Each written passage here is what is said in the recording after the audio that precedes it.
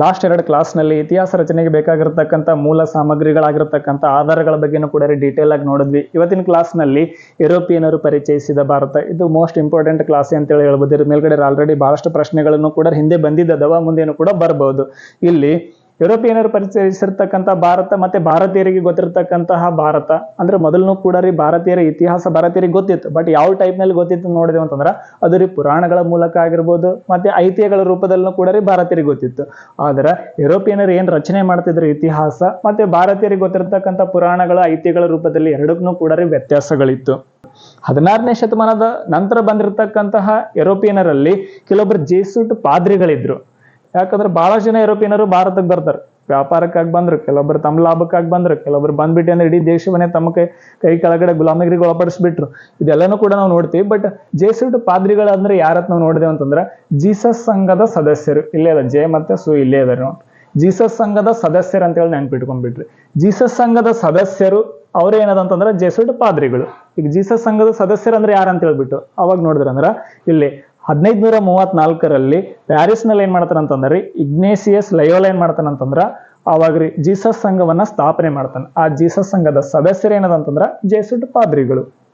ಇವಾಗ್ಲಾದ್ರೂ ಗೊತ್ತೈತಲ್ಲ. ಇಲ್ಲಿ ಇನ್ನೂ ಒಂದು ಆ ಸಂಘದ ಸದಸ್ಯರು ಅಂತೇಳಿ ಹೇಳಿದ್ವಿ. ಹಾಗಾದ್ರೆ ಆ ಸಂಘದಲ್ಲಿ ಏನದ ಅಂತೇಳಿ ನೋಡಿದೇವ್ ಅಂತಂದ್ರ ಅದು ಪುರುಷ ಕ್ಯಾಥೋಲಿಕ್ ಪಂಗಡದ ಆ ಸದಸ್ಯರಿದ್ರು ಆ ಸಂಘದೊಳಗಡೆ. ಜೀಸಸ್ ಸಂಘ ಅಂತ ಹೇಳ್ಬಿಟ್ಟು ಆ ಹೆಸರನ್ನ ಪಡ್ಕೊಂಡಿದ್ದು. ಆ ಜೀಸಸ್ ಸಂಘದ ಏನ್ ಸದಸ್ಯರಿದ್ರು ಅವ್ರೇನದಂದ್ರ ಜೇಸುಟ್ ಪಾದ್ರಿಗಳು.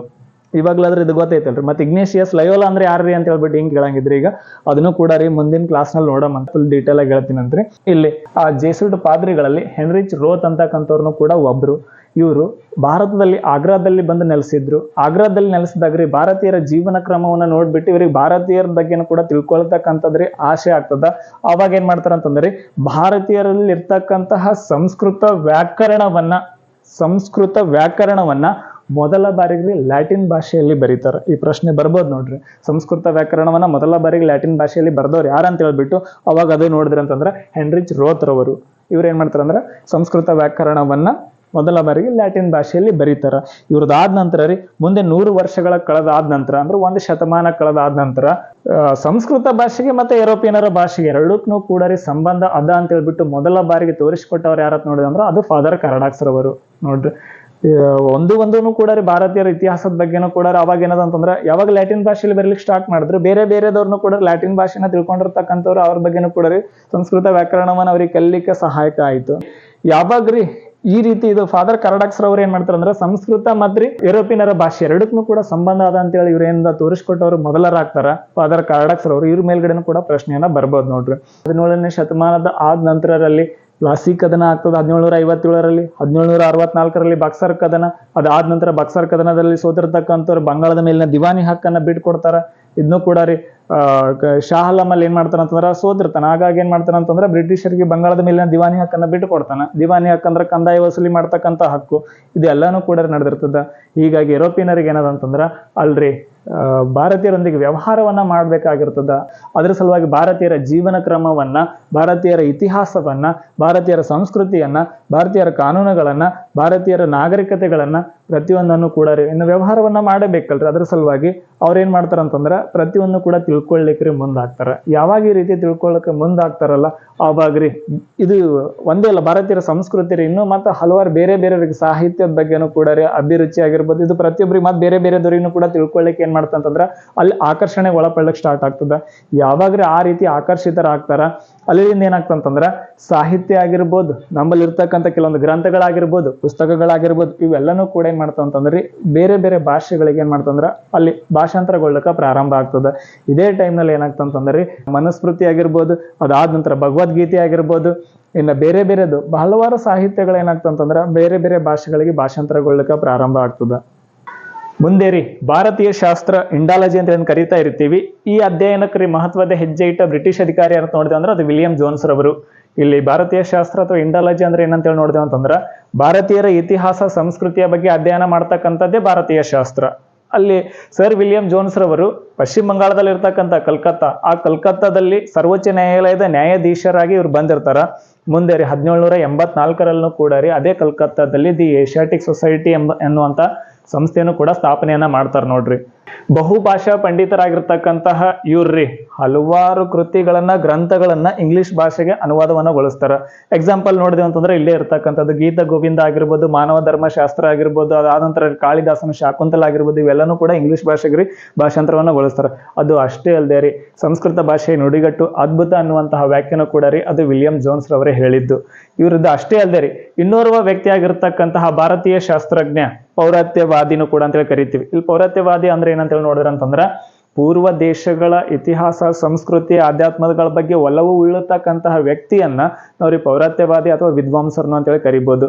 ಅದು ಯಾರಂತ ನೋಡಿದ್ರೆ ಅಂದ್ರೆ ಅದು ಮ್ಯಾಕ್ಸ್ ಮುಲ್ಲರ್ ಅವರು, ಜರ್ಮನ್ ದೇಶದವರಾಗಿರ್ತಕ್ಕಂಥ ಇವ್ರಿ ಇಲ್ಲಿ ಭಾರತಕ್ಕೆ ಬಂದಿಲ್ಲ, ಆದ್ರೂ ಕೂಡ ರೀ the sacred book of the East ಅನ್ನುವಂತ ಹೆಸರಿನಲ್ಲಿ 50 ಸಂಪುಟಗಳನ್ನ ಇಂಗ್ಲಿಷ್ಗೆ ತಗೊಂಡ್ಬರ್ತಾರೆ ಇವರು.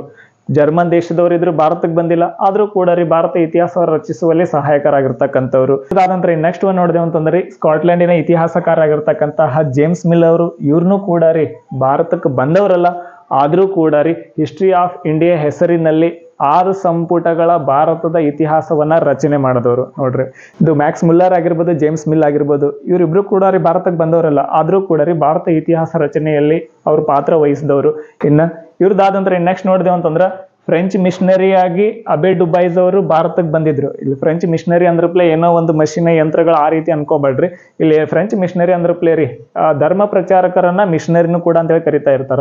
ಇಲ್ಲಿ ಕ್ರೈಸ್ತ ಧರ್ಮದ ಪ್ರಚಾರಕರಾಗಿ ಭಾರತಕ್ಕೆ ಬಂದವರು. ಎಲ್ಲಿ ಉಳ್ಕೊಳ್ತಾರ ಅಂತ ನೋಡಿದೆ ಅಂತಂದ್ರೆ ಇದ್ದಿದ್ದು ಎಲ್ಲಿ ಅಂತ ನೋಡಿದೆ ಅಂತಂದ್ರೆ ಸದ್ಯಕ್ಕೆ ರೀ ಮಂಡ್ಯ ಜಿಲ್ಲೆಯ ಶ್ರೀರಂಗಪಟ್ಟಣ ಅಂತೇಳಿ ಕರಿತಾ ಇರ್ತೀವಲ್ಲ, ಮೊದಲ ಮೈಸೂರು ರಾಜ್ಯದ ರಾಜಧಾನಿ ಆಗಿತ್ತದು. ಪ್ರಾರಂಭದಲ್ಲಿ ಏನು ಒಡೆಯರ ಆಳ್ವಿಕೆ ಇತ್ತು, ಆ ಒಡೆಯರ ಆಳ್ವಿಕೆ ಇದ್ದಾಗ ಶ್ರೀರಂಗಪಟ್ಟಣ ಮೈಸೂರು ಒಡೆಯರ ರಾಜಧಾನಿಯಾಗಿದ್ದಿತ್ತು. ಆದರೆ ಸದ್ಯಕ್ಕೆ ಮಂಡ್ಯ ಜಿಲ್ಲೆಯಲ್ಲಿ ಕಂಡು ಬರ್ತಕ್ಕಂಥದ್ದು. ಆ ಶ್ರೀರಂಗಪಟ್ಟಣದಿಂದ ಸ್ವಲ್ಪ ದೂರದಲ್ಲಿ ಇರ್ತಕ್ಕಂಥ ಗಂಜಾಮ್ ಅಂತಕ್ಕಂಥ ಪ್ಲೇಸ್ ನಲ್ಲಿ ಬಂದು ಉಳ್ಕೊಂಡವರು. ಟೋಟಲಿ 24 ವರ್ಷಗಳ ಕಾಲ ಭಾರತದಲ್ಲಿ ಉಳ್ಕೊಂಡವರು. ಇಲ್ಲೇ ಇರ್ತಕ್ಕಂಥ ಸ್ಥಳೀಯ ಸಂಸ್ಕೃತಿಯನ್ನ ಅನ್ವಯಿಸ್ಕೊಂಡ್ ಬಿಟ್ರಿ ಒಂಥರ ಸನ್ಯಾಸಿ ಅಂತ ಬದುಕಿದವರು ಇವರು. ಹಾಗಾಗಿ ಇವರನ್ನ ಜನರನ್ನು ಕೂಡ ರೀ ದೊಡ್ಡ ಸ್ವಾಮಿಯವರು ಅಂತಕ್ಕಂಥ ಆ ರೀತಿ ಹೆಸರಿನಿಂದ ಕೂಡ ಕರಿತಾ ಇದ್ರು. ಇವರನ್ನ ನೋಡಿದೆ ಅಂತಂದ್ರೆ Hindu manners, custom and ceremonies ಅಂತಕ್ಕಂಥ ಕೃತಿಗಳನ್ನ ಬರೀತಾರೆ ಇವರು. ಆ ಕೃತಿ ಒಳಗಡೆ ಏನದ ವಿಷಯ ಅಂತ ನೋಡಿದೆ ಅಂತಂದ್ರ ಭಾರತೀಯರ ಆಚಾರ ವಿಚಾರ, ಹಬ್ಬ ಹರಿದಿನಗಳು, ಅದು ಅಷ್ಟೇ ಅಲ್ಲದೆ ರೀ ವರ್ಣಾಶ್ರಮ ವ್ಯವಸ್ಥೆ ಬಗ್ಗೆ ಇನ್ನೂ ಹಲವಾರು ರೀತಿಯ ಅಂಶಗಳು ಈ ಕೃತಿಗಳು ಒಳಗೊಂಡಿದ್ದಿತ್ತು. ಇದು ಅಬೆ ಡುಬೈಸ್ ಅವ್ರ ಬಗ್ಗೆ ಆಯ್ತ್ರಿ. ಅದು ಅಷ್ಟೇ ಅಲ್ಲದೆ ರೀ ಇವ್ರು ಎಲ್ಲಿ ಉಳ್ಕೊಂಡಿದ್ರು ಅಲ್ಲೇ ಏನ್ ಮಾಡ್ತಾರ ಅಂತಂದ್ರೆ ಒಂದು ಚರ್ಚ್ ಅನ್ನು ಕೂಡ ಇವ್ರು ನಿರ್ಮಾಣವನ್ನ ಮಾಡಿದ್ರು. ನೋಡ್ರಿ, ಒಬ್ರಲ್ಲ ಇಬ್ರಲ್ರಿ ಹಲವಾರು ಇತಿಹಾಸ ತಜ್ಞರು ಏನ್ ಮಾಡ್ತಾರ ಅಂತಂದ್ರ ಇತಿಹಾಸಕಾರರಾಗಿರ್ಬೋದು ಮತ್ತು ಬೇರೆ ಬೇರೆಯವ್ರನ್ನ ಆಗಿರ್ಬೋದು, ಭಾರತ ಇತಿಹಾಸವನ್ನ ಜನರಿಗೆ ಪರಿಚಯ ಮಾಡ್ಕೊಳ್ಳಕ್ಕೆ ಏನದ ಅಂತಂದ್ರೆ ಕೆಲವೊಂದು ಪ್ರಯತ್ನಗಳನ್ನ ಮಾಡಿದ್ರು. ಅವರಲ್ಲಿ ಇವ್ರನ್ನು ಕೂಡ ಒಬ್ರು. ಇನ್ನೂ ಹಲವಾರು ಜನ ಇದ್ದಿದ್ದರ, ಬಟ್ ಸಿಲೆಬಸ್ ಪ್ರಕಾರವಾಗಿ ಇಷ್ಟಿತ್ತು. ಆಧಾರಗಳ ಪಾಠದ್ರೆ ಇಷ್ಟಕ್ಕಿಷ್ಟು ಕಂಪ್ಲೀಟ್ ಆಗೋಯ್ತು. TET ಸಿಲೆಬಸ್ನು ಕೂಡ ಈ ಪಾಠದ ಬಗ್ಗೆ ಬಂದಿದ್ದಿತ್ತು. ಅದಾದ ನಂತರ GPST ಅವರಿಗೂ ಕೂಡ ಈ ಪಾಠದ ಬಗ್ಗೆ ಕೇಳಿದ್ದಿತ್ತು. ಆ ಸಿಲೆಬಸ್ ಪ್ರಕಾರವಾಗಿ ಇದು ಪಾಠ ಅಂತೂ ಕಂಪ್ಲೀಟ್ ಆಯ್ತು.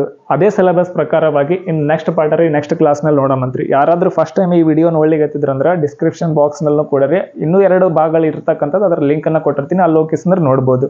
ಇನ್ ನೆಕ್ಸ್ಟ್ ಟಾಪಿಕ್ ರೀ ನೆಕ್ಸ್ಟ್ ವಿಡಿಯೋದಲ್ಲಿ ನೋಡೋಮಂತ್ರಿ.